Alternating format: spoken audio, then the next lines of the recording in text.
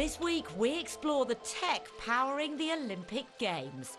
Alistair examines the engineering behind an elite-level swimming suit. We talk adaptive bikes with a former champion mountain biker. The main thing is the articulation. Another rock comes, you just move it and it adjusts by itself. And then there's Lara, who's doing... I don't know what. I meet the Team GB athlete doing real and virtual gymnastics. I'm going to do a somersault in this new technology.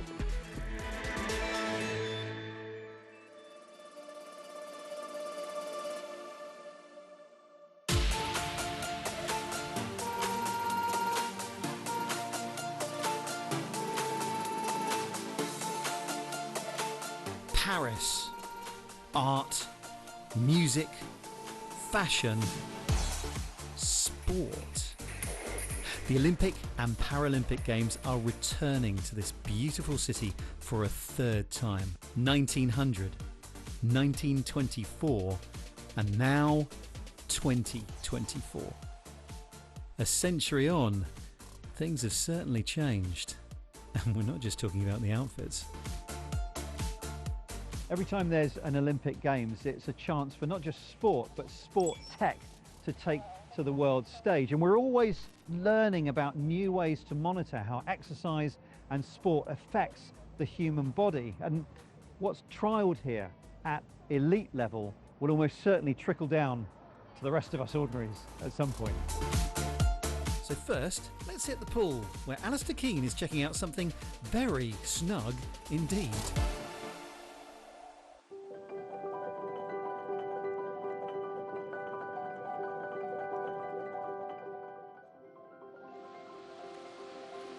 I knew it from a very young age, that's where I want to be. The Olympics is just amazing to go to as a whole, but obviously it's taken me about 4 years to do so, so I'm so happy to finally have made that progression. Getting to this point takes determination, lots of training, and the best technology. There's a piece of equipment that all swimmers have that's tightly regulated, and designers are constantly trying to improve their swimsuits. On the face of it, some costumes haven't really changed much over the years, but at the elite level, these are highly engineered bits of tech, costing hundreds of pounds. So typically, an Olympic cycles is how we work. And we will have a revolution of a suit technology at an Olympic Games, something which is hopefully groundbreaking and moves the goalposts a little bit higher. But how far designers can push the innovation is dictated by the sport's governing body. They limit what materials can be used or how and where seams might be placed. But that doesn't stop companies pushing the boundaries, and there are a handful competing to produce the best suits for this elite level. Please step up. Athletes will try out several different ones to decide what they want to race in. And today, Hanne Oshrin is trying the latest suit from Arena.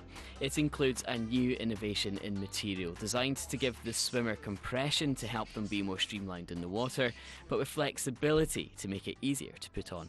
So if you look at this suit, you'll see there's two different textures of fabric. They both have the TPU Hyperforce fabric in them, but one is smooth and one has got channels in it. We know from the research, we know where water needs to be channeled because vortices are created because of the form of the body. So we need to get the water away as soon as we can from those areas. And that's why we have these channels in certain parts of the suit.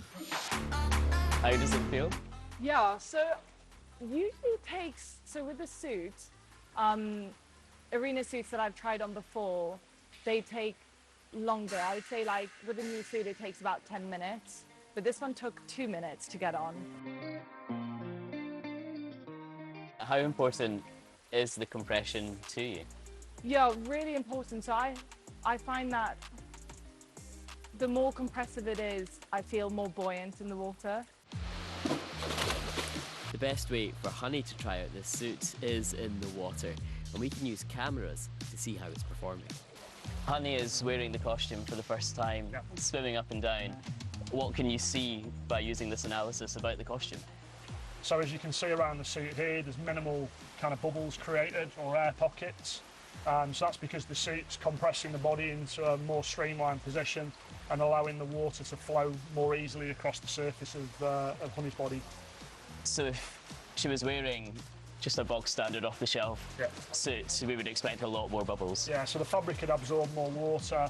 The fabric wouldn't compress as much as what the racing suits do, so you'd end up with more bubbles that are created around the body as she moves through the water. And if the fabric was absorbing too much water, yeah, that pulls you down, so the hips start to go lower. So as you're going through a race, you'd fatigue more. So that then again makes it more difficult for you to maintain the speed and technique and actually move through the water fast at the back end of the race, especially by the 200 backstroke that Honey swims as a main event. But there's only so much a coach's eye can see. The real decider is how it feels in the water. Hello. hello. How does it feel? Yeah, really good. So, like I was saying before, I think I got the suit on in about 2 minutes, and usually it takes me about 10 minutes with a new suit. So I thought, how's it going to feel in the water? But as soon as I got in, it's sort of all compressed. And again, I felt really, really buoyant. So that's really important to me. How many tests of a suit will you do before you actually decide? Yeah, so I'll probably want to do like one or two run throughs. So I'll do something called like stand-up swims, where I do 200 back. So I'll come in, put the suit on again, and just swim the race how I normally do, just in a training environment, and see how that feels. Well, good luck in the Olympics, and we should let you keep training. Thank you so much. So, which suit will Honey pick in the end? We'll have to wait until race day to find out. Didn't see Alistair's trunks, I notice. Anyway. Paris is such an iconic city, and the Olympics are not just an opportunity to revitalise a host nation's infrastructure, but to showcase its beautiful heritage too.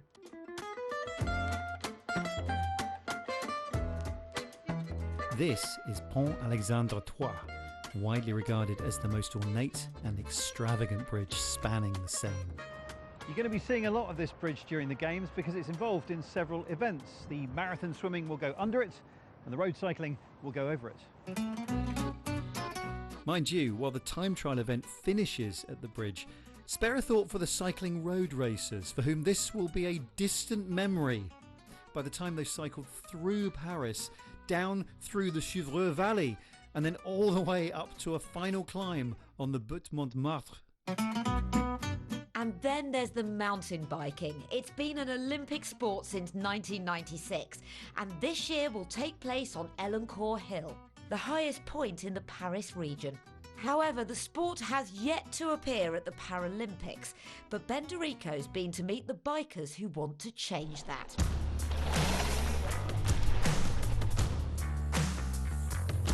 This is competitive mountain bike racing, a sport where riders hurl themselves off massive jumps, careen through narrow tree-lined trails, and fly downhill at eye-watering speeds. So I started competing when I was like 12, 11 years old. I used to ride downhill. This is Gustavo Ortiz, a competitive mountain biker and the two-time national champion of his native Chile. I was Pan American champion, national champion multiple times, and I finished 20th in a World Cup. It was my best result. But while training in 2017, he had a tragic accident. I crashed in Whistler and I finished paralyzed from my chest down. Did you think you would be able to cycle again? No, it never came to my mind. Un cœur, un état d'esprit. Although mountain biking will be an official sport at this year's Olympic Games, it's not yet been made an official sport in the Paralympic Games. That's partially because the bikes needed to race simply haven't existed. Many traditional hand cycles are built to be ridden on the road and feature wide wheelbases. Occasionally, they even place riders kneeling forward. This position puts their center of gravity higher, something that would make sharp turns difficult on a loose dirt mountain bike trail. But a Canadian company, think they've developed a solution. I broke my back in 1996 snowboarding, and prior to that I loved mountain biking, I loved snowboarding and climbing. I was like a kid who loved the outdoors in Canada, and very early on in my injury I recognized that I was going to be 100% reliant on technology. So, a machinist by trade, Christian began building experimental adaptive mountain bikes at home. The problem was always that I would tip over, or like I would go fast down a hill and corner and tip to the outside of the corner. For years and years he tinkered with different designs, but nothing worked. So he focused his energy instead on a custom cross-country ski chair that could shift and pivot over undulating snow. It was while skiing that a light bulb went off. If he just flipped the ski setup over, he'd have a system that would allow the wheels to articulate and absorb shocks independently. The main thing is the articulation. So with that you can like go through skinny sections, you can like crawl into like rocks, and then if another rock comes, you just move it and it adjusts by itself. Frame can also absorb big drops, allowing riders to maintain speed through technical sections the same way they would on a standard mountain bike. Aside from its articulating frame, these bikes have a few other unique features that make them especially useful for mountain bikers. Unlike most hand cycles, these bikes operate with 2 wheels in the front and 1 in the back. Combined with an upright seating position closer to the ground, riders here can easily shift and pitch their weight to avoid tipping over on sharp turns. The hand cycles also come with pedal assist motors, and there are even fully motorized models as well. Currently, each bike is custom built for the rider and ranges in price anywhere from $13,000 to $20,000. Boed says their bikes are already in 30 countries, and more bikes in more places could help the sport offer meaningful competition and worldwide reach, 2 requirements to become an official Paralympic game. Even still, Christian says these bikes are helping bring a newfound acceptance for adaptive mountain bike riders.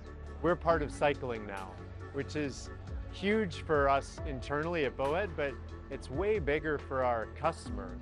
Like, our acceptance is their acceptance. While it has helped with his racing, Gustavo says this technology has helped him get back and enjoy riding his bike again. I feel that I'm discovering another kind of riding, because I was like so used to just racing, like racing. I'm preparing for racing, that now I am like just enjoying the process of riding and going for long rides, and like learning how to enjoy being in those places. While we're certain a bowhead won't be at this year's Paralympics in Paris, they might just be kicking up a cloud of dust in Los Angeles in 2028.